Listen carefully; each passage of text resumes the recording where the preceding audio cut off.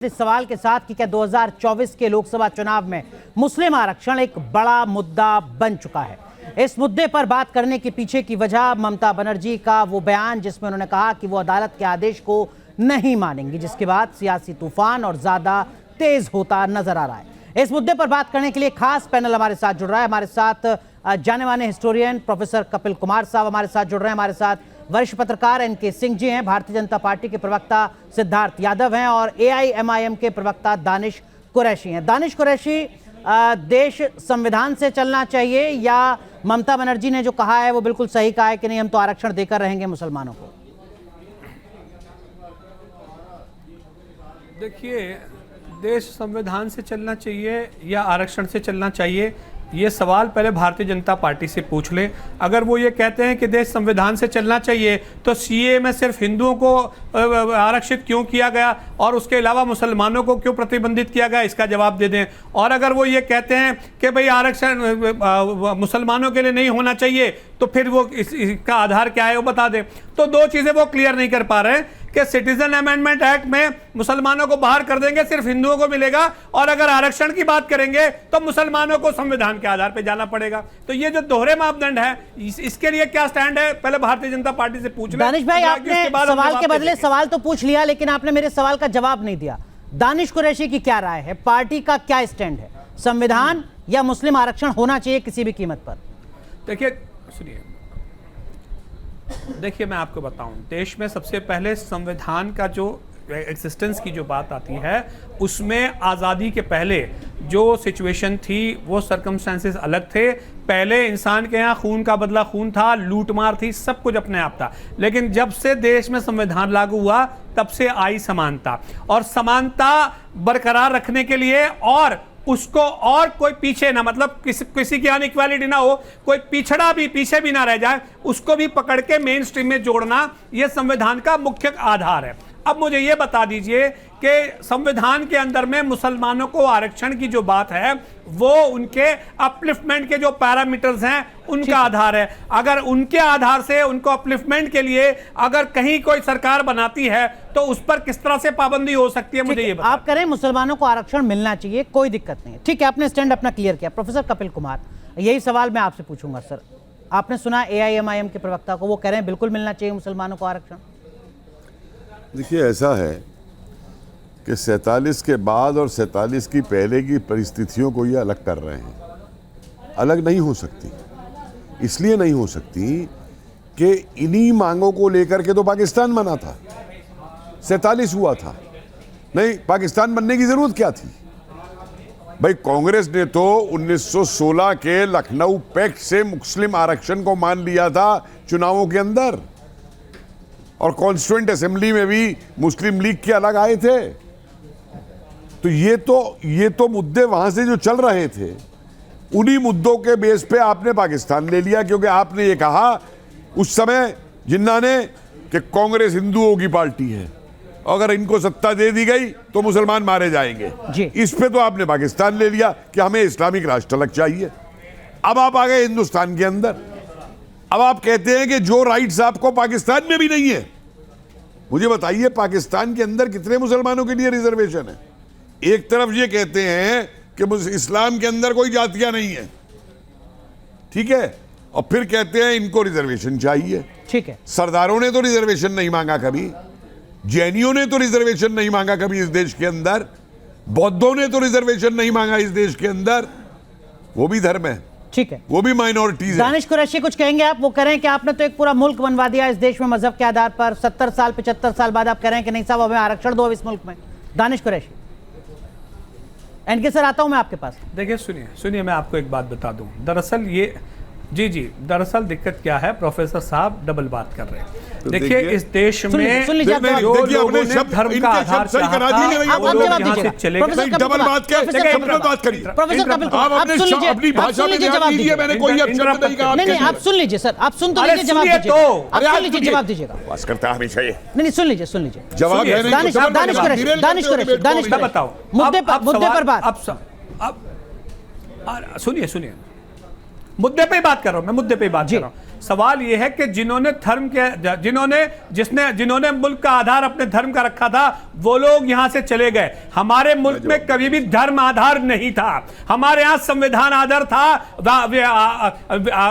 नागरिकता सर्वोपरि थी। हमारे यहां कभी भी धर्म का आधार न कभी संविधान के पहले की कभी बात थी न संविधान के बाद की बात थी। दूसरे नंबर की बात, मैं आपको यह पूछना चाहता हूं प्रोफेसर साहब से कि पाकिस्तान में क्या होगा इसकी चिंता हमें नहीं है।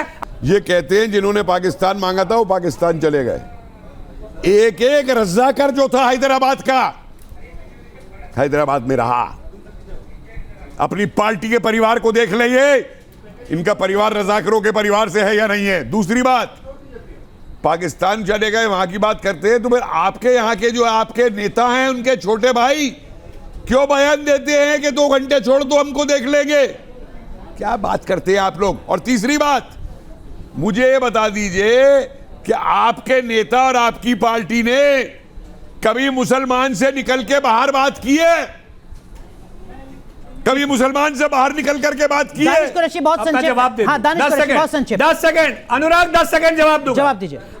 10 सेकंड। देखिए सवाल क्या है कि प्रोफेसर साहब सारी इधर उधर की, उनको याद आ गया कि उनके वो ये कहते हैं वो आरक्षण के मुद्दे पे बात ही नहीं कर रहे क्योंकि उनके पास कोई तर्क नहीं। वो तो कह रहे हैं कि आरक्षण पाकिस्तान मांगने वाले चले गए, पाकिस्तान चले गए, खुद ही कह रहे थे पाकिस्तान चले गए, यहाँ पे नहीं है। अरे तो चले जाइए पाकिस्तान। अरे अपने आपको बड़ी मोहब्बत है तो चले जाइए पाकिस्तान। अरे मोहब्बत तुमको है, जिहाद की बात अगर मोहब्बत है तो आप जाइए। अरे जिहाद की बात तुम करते हो, गजवा हिंद की बात तुम करते हो, तन सर से जुदा करने वालों का समर्थन करते हो। आप सुबह शाम 2 घंटे तस्वीर लेके बैठे हैं कि पाकिस्तान पाकिस्तान पाकिस्तान। आप सुबह शाम तुम्हारी तस्वीर लेके पढ़ा वायलेंस से बनी हुई है मानसिकता, और तुम पे जवाब नहीं है ना तो तिल मिला जाते हो, फिर डिबेट की रेल करते हो। उसने पहला सवाल पूछा अनुराग, तुम्हारे पास कोई जवाब नहीं है, पहला सवाल तुम्हारे पास आरक्षण के लिए कोई जवाब नहीं है, आप प्रोफेसर बने। केवल सिद्धार्थ यादव को स्क्रीन पर लाइए। सिद्धार्थ यादव, ये बताइए, जब आपके सहयोगी चंद्रबाबू नायडू ये कह सकते हैं कि अगर हम सत्ता में आए तो हम मुसलमानों को आरक्षण देंगे, तो ममता बनर्जी के आरक्षण देने पर बीजेपी को क्या दिक्कत है? अनुराग जी, पहले तो जो अभी एआईएमएम के प्रवक्ता जो प्रश्न पूछ रहे थे भाजपा से, मैं उसका उत्तर देना ठीक समझूंगा। उन्होंने पूछा कि सीए करेंगे पर यहां पर आरक्षण नहीं देंगे, क्योंकि सीए भारत के नागरिकों पर नहीं है और सीए हमारे देश की सर्वोच्च अदालत पे कॉन्स्टिट्यूशनल टेस्ट को पास कर चुका है, इसीलिए सीए ठीक है, कोई डबल स्टैंडर्ड नहीं है। अगर बाहर के हमारे देशों के लोगों में, जो हमारे पड़ोसी देश है, वहां के माइनॉरिटीज की अगर धार्मिक प्रताड़ना होगी तो उसमें आपके वोट बैंक को खुश करने के लिए मुसलमान शब्द नहीं जोड़ा जाएगा, उनकी धार्मिक प्रताड़ना नहीं हो रही वहां, तो सीए अलग है। दूसरी बात आपने कही कि संविधान में ऐसा लिखा है वैसा लिखा है इसलिए मुसलमानों को ये क्यों नहीं देंगे? अरे संविधान में लिखा है कि मुसलमानों को नहीं देंगे, इसलिए आपको नहीं देंगे। बहस हुई थी संविधान सभा में, संविधान निर्माताओं ने गहन चर्चा करी और मैं जवाब दूं कि मुसलमानों को नहीं दिया जाएगा, इसीलिए आपको नहीं दिया जाएगा। लेकिन सिद्धार्थ यादव, मेरे सवाल का जवाब अभी भी नहीं मिला। चंद्रबाबू नायडू आपके सहयोगी अगर मुसलमानों को आरक्षण देने का वादा कर सकते हैं तो ममता के वादे पर इतनी नाराजगी क्यों? देखिए अनुराग जी, मैं किसी के बीच में बोलने में विश्वास नहीं करता, मैं आप ही के सवाल पर आ रहा हूं। हाँ। अब आपने पूछा कि कोई और ऐसा क्यों कहता है, कोई और ऐसा क्यों कहता है। बात किसी के कहने करने की नहीं है। पहली बात तो इसको समझने की है कि ये कोई शोषित वंचित पिछड़े की बात नहीं है। इसमें वोट बैंक की पॉलिटिक्स के लिए एक धर्म विशेष को ब्लैंकेट रिजर्वेशन देने का विरोध है, जैसा इन्होंने कर्नाटक में किया, जैसी कोशिश आंध्रा में हुई, जैसा बंगाल में किया जा रहा है। और कोई भी देगा, आपके शो पे मैं कहता हूं अनुराग जी, कोई भी दल, कोई भी पार्टी, कोई भी देने की कोशिश करेगा, भारतीय जनता पार्टी उसका विरोध करेगी। भारतीय जनता पार्टी का साफ मानना है संविधान सम्मत आरक्षण ही इस देश में लागू होगा, वोट बैंक सम्मत या शरिया सम्मत आरक्षण इस देश में लागू नहीं हो सकता। अनुराग जी से पूछिए कि इनके घटक दल को, इनके घटक दल से करेंगे उसको हम इन्हें खारिज करेंगे या नहीं करेंगे? दानिश कुरैशी उन्होंने खारिज कर दिया, बोले चंद्रबाबू नायडू भी अगर मांग कर रहे हैं तो भी हम उनके साथ नहीं, उन्होंने क्लियर कर दिया। बिल्कुल गलत, बिल्कुल गलत, वो कह रहे हैं, अनुराग बिल्कुल गलत। वो कह रहे हैं, सुनिए सुनिए अनुराग 10 सेकंड इनसे यह पूछ लीजिए कि बाकी का जो लोग हिंदू धर्म के लिए जो भला बुरा कहते थे, साउथ के जो नेता थे, उनके लिए आप दूसरा अलायंस की बात करते थे, तो इस घटक दल में आपने उनकी कंटिन्यूटी क्यों रखी है? कब हटाएंगे उनसे? ठीक है, वो कह रहे हैं चंद्रबाबू नायडू क्यों मजबूरी जो मुसलमान को आरक्षण देने की बात कर रहे हैं। दानिश कुरैशी का सवाल ये है सिद्धार्थ, अगर स्टॉलिन पर हमलावर तो चंद्रबाबू नायडू पर मेहरबान क्यों? अपना तो जवाब देते जो आपने। मैं दानिश कुरैशी को खुद ही नहीं पता उनका सवाल क्या है। ठीक है, कोई दानिश कुरैशी को पता होता कि वो क्या सवाल पूछ रहे हैं, तो उनकी पार्टी जिस तरह की पॉलिटिक्स करती आ रही है वैसी पॉलिटिक्स करती है क्या? कोई सवाल नहीं है अनुराग जी, कोई बात नहीं है। ये लोग अपने वोट बैंक को साधने के लिए कुछ भी कोशिश कर सकते हैं, पर इस देश में संविधान लागू रहेगा, शरिया लागू नहीं रहेगा। शरिया के आधार का आरक्षण नहीं मिलेगा। दानिश कुरैशी को अच्छा लगे तो अच्छा लगे, ना लगे तो चले जाए, कोई फर्क नहीं पड़ता। केवल एनके सर, अगर तेलंगाना में, कर्नाटक में, आंध्र में, तमिलनाडु में, केरल में मुसलमानों को आरक्षण मिला, पहले बाद में राज्य सरकार बदली, उसने खत्म किया, वो एक अलग बात है। सुप्रीम कोर्ट में मामला पहुंचा, वो अलग बात है। अगर चंद्रबाबू नायडू ये कहते हैं कि हम अगर सत्ता में आए तो हम मुसलमानों को आरक्षण देंगे, तो दिक्कत क्या है अगर ममता बनर्जी भी मुसलमानों को आरक्षण दे रही हैं? क्या वाकई ये संविधान के खिलाफ है, संविधान की मूल आत्मा के खिलाफ है? एनके सर, नहीं होना चाहिए?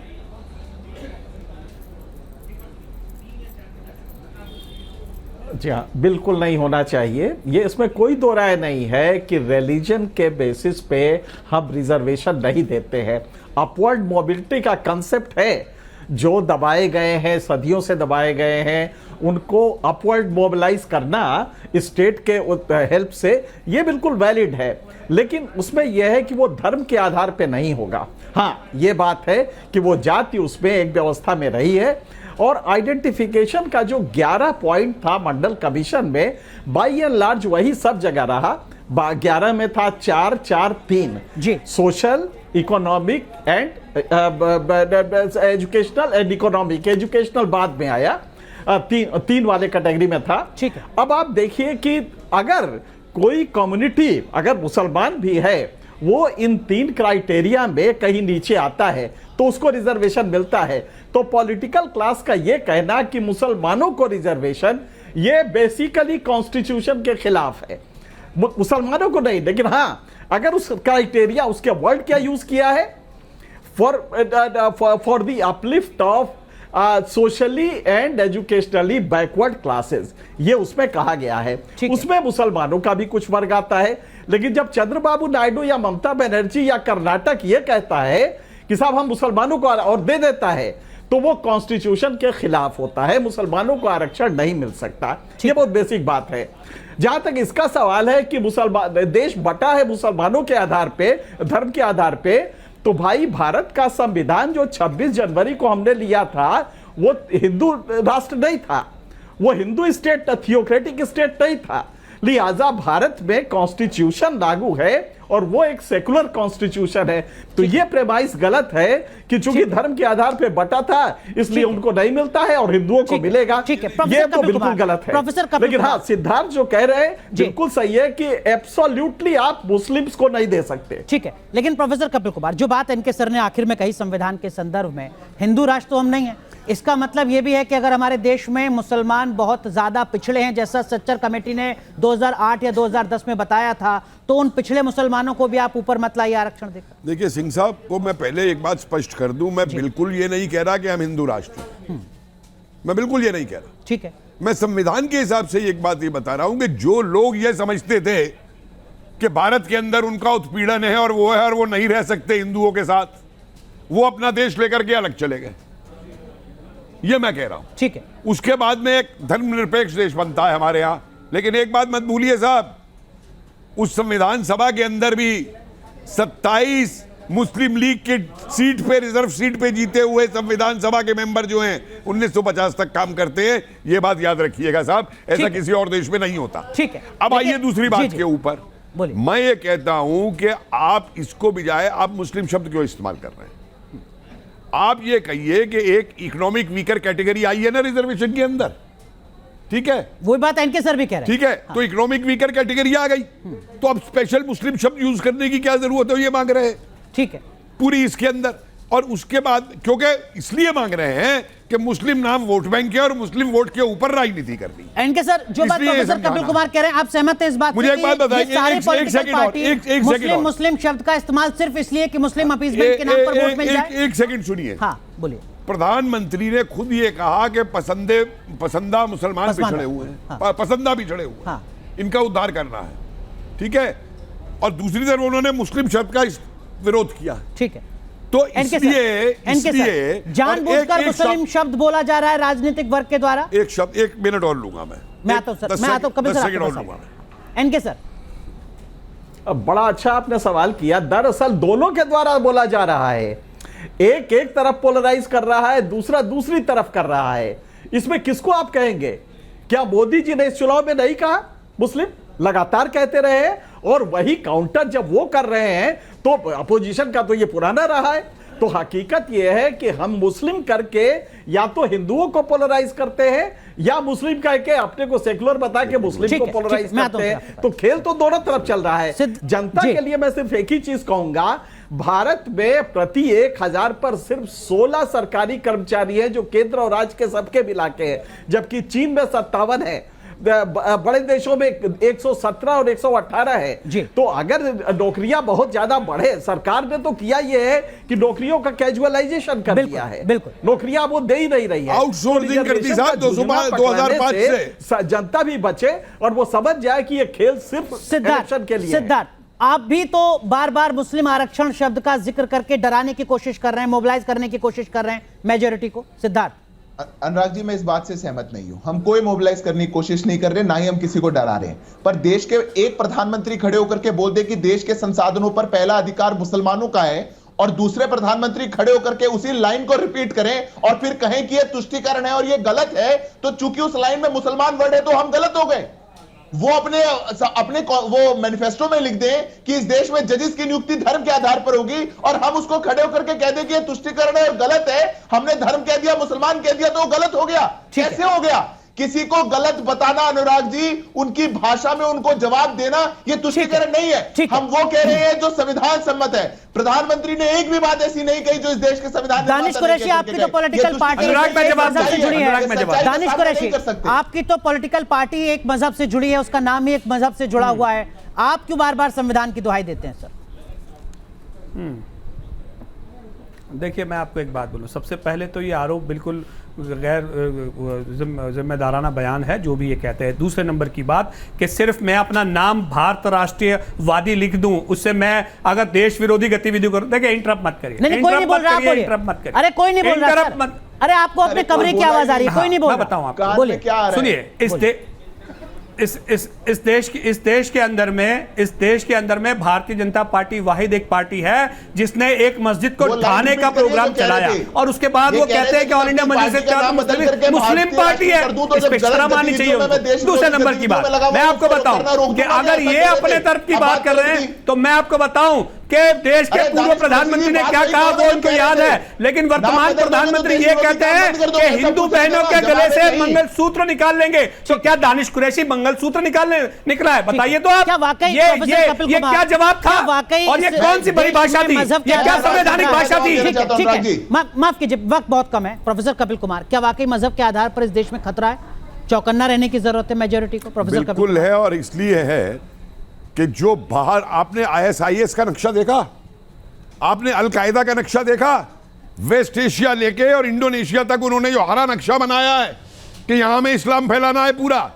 ISI पाकिस्तान जो यहां पे करता है उसको आप भूल जाएंगे। मैं इनको नहीं मैं दोष दे रहा हूं, मैं किसी भारतीय मुसलमान को दोष नहीं दे रहा हूं, लेकिन जो बाहर से ये ताकतें जो यहां काम कर रही है, क्या यहां पे पकड़े नहीं जाते हैं ISI के एजेंट, अलकायदा के एजेंट? बंबई में क्या था, कसम ने क्या किया था बंबई के अंदर? छीन सकता है मंगलसूत्र, भी उठा के देखे। प्रोफेसर कपिल कुमार कह रहे हैं मंगलसूत्र छीन सकता है। की तरफ देखेगा, हम उसकी आंखें नोच लेंगे। अरे नोच ली आपने, आप तो हर आतंकवादी को बचाने पहुंच जाते हैं। आप तो आंसू बहाते हैं यासिन मलिक के ऊपर। अरे छोड़िए साहब, आप तो आंसू बहाते हैं। ठीक है, सुनिए, एक लास्ट लाइन जी, एक लास्ट लाइन, तोड़ने से कुछ नहीं होगा। केवल प्रोफेसर कपिल कुमार और दानिश कुरैशी। एक लास्ट लाइन। दानिश साहब, औरों की तो बात छोड़िए, जो मुस्लिम नेता मुसलमानों के नाम पे राजनीति करते हैं ना, और अपनी संपत्तियां बनाते हैं और अपने बच्चों को विदेशों में पढ़ाते हैं, और यहाँ के मुसलमान को गरीब बना के राजनीति करते हैं। पहले उन मुसलमानों की आंखें नोच लीजिए, उसके बाद में दूसरे पे बात करिएगा। ठीक है, ठीक है, ठीक है। मैं बताऊं। नहीं, मैं बताऊं। आप देखिए 20 लाख का सूट देश का एक नेता पहनता है, ठीक है, वो गरीब अरे छोड़िए यार, तुम्हारे वैसी क्या करना है हमें मालूम। प्लीज विषयांतर नहीं होते। माफ कीजिए, वक्त पूरी तरीके से खत्म हो चुका है। प्लीज माफ कीजिए, आप दोनों को रोक रहा हूं। वक्त पूरी तरीके से खत्म हो चुका है। ये तय है, अगले 2 चरण में भी मुस्लिम आरक्षण का मुद्दा छाया रहेगा।